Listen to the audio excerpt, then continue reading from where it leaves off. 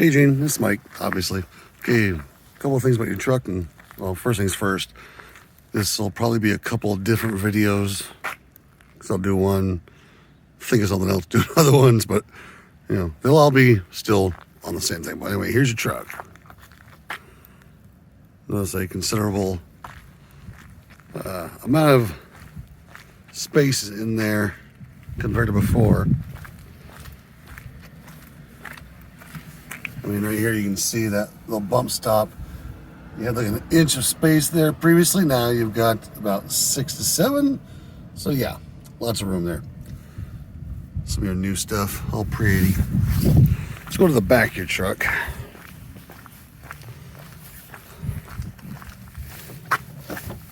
Okay, first things first. I haven't done it yet, but I'm going to move that to your back seat because you now have all these nice new aluminum wheels. And when you're hitting all the dirt road, I don't want those bouncing around and landing on that nice pretty sign. So I'll move that around.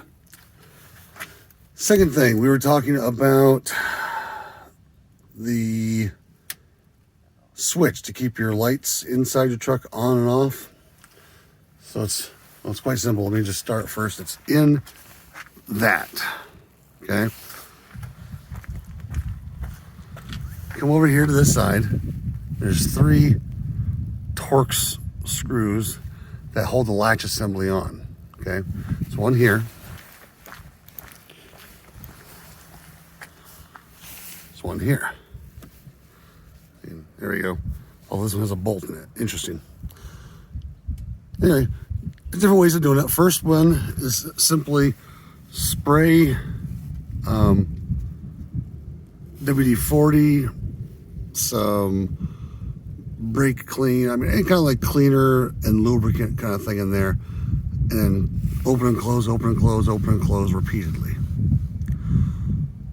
That usually loosens it up and makes it so it works. The other way is to take those 3 screws out. You probably have to do both because you won't know which one, but currently it's fixed. This is just if it happens again. But if it happens again, take those 3 screws out on this side and the other side.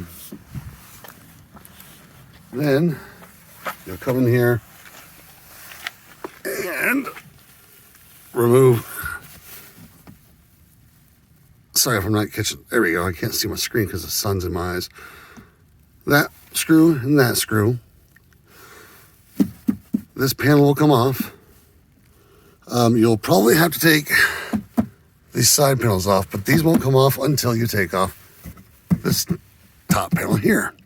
So yeah, bottom panel, top panel, 2 side panels, and then basically it'll be right in here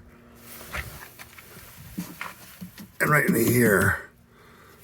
You'll see where that latch is. You'll just grab the cable, you'll pull it over. You'll see it. There's a little electrical connector on the end. Electrical connector obviously connects to the switch, so you'll see which part of the switch needs to be really clean. And that's how I did it. I just pulled that out, cleaned the heck out of it, moved it up and down a lot. It worked out well. Okay, moving on.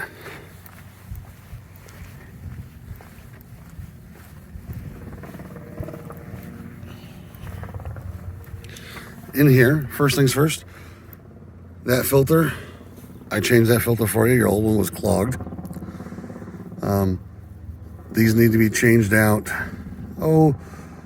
typically every time you change your oil. So for you, probably once a year.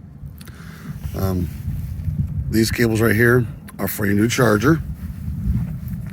That charger, for the record, is in there. Now if you see, kind of like my finger's kind of pointing to it. There's you'll see a little cut in the rubber mat that's covering it. That's where the indicator lights are on it. So when you plug it in, you can see if the lights turn on or off. So that way you can at least know that it's working. How does it work? Well, here's the front of your truck.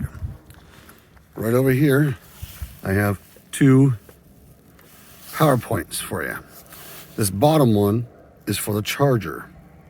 This top one is for the block heater. The way I figure you can remember that one is heat, heater, it's hot things rise. This is on the top, therefore, for the heater. All you gotta do, pull that out, plug your extension cord in right there. Simple as that. When you're done, you just close it. They are water sealed and good to go. What else in here? We discussed the batteries before. I'll let you know that I went through and checked the batteries out. They're okay. I checked your water levels. I added a little bit of distilled water to them and charged them up. They're good to go. Oh yeah. Okay, over here. This is your coolant. We discussed this before. Well, we didn't discuss it. I wrote it in the thing. It takes that new red coolant.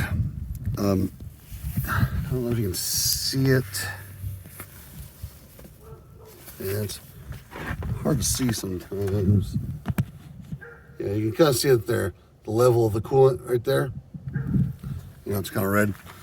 You've got a min and a max level there. It doesn't actually have to be up there.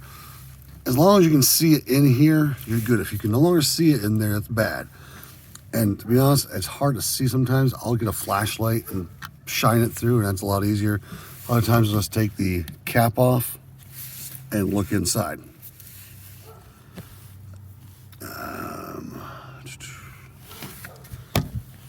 Oh yeah, this is a weird thing. You had a mouse in your truck? Yeah, no doubt. I mean, the only reason I knew it was right here.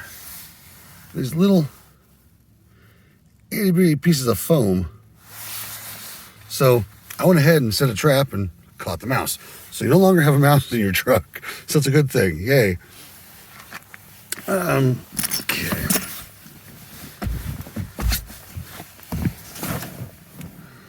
These are your gauges. This one is exhaust gas temperature. This is that one that in the letter I wrote to you talking about when you turn your truck off, it should be below 350, preferably at 300.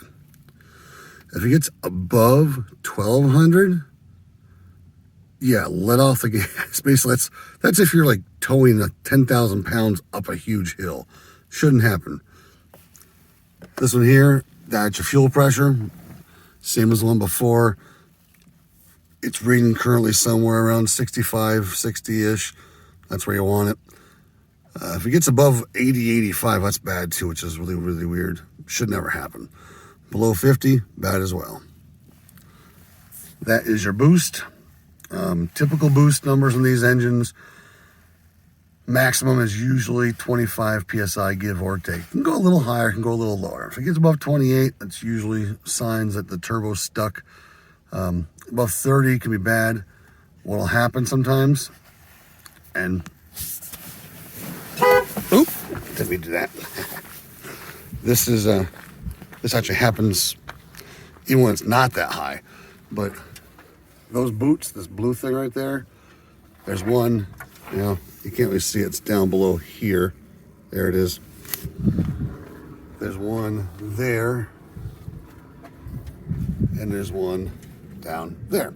So those are the boots. They're just a rubber adapter for these tubes. The tubes what connects the turbo to the engine, et cetera, et cetera. But those can blow off. It'll actually sound like a shotgun blast inside the truck while you're driving down the road. It scares the shit out of you. But that can happen if you get too much boost. If it ever does happen to you on the road, which it's happened to me, basically you need a 7/16 and loosen that up so the clamp can come off. You gotta put the tubes back in and you tighten the hell out of that. Those are actually supposed to be torqued to 9 foot-pounds. They have been torqued to 9 foot-pounds. Sometimes though they want to slip for some weird reason. I don't know, but yours should be good. These are high quality boots that I got there for you. And I've never had those pop off on mine. I only had it popped off when I had the original Ford. Other than that, oh, no, that's going to be the next video. I think that's it for now. So, talk to you in a minute.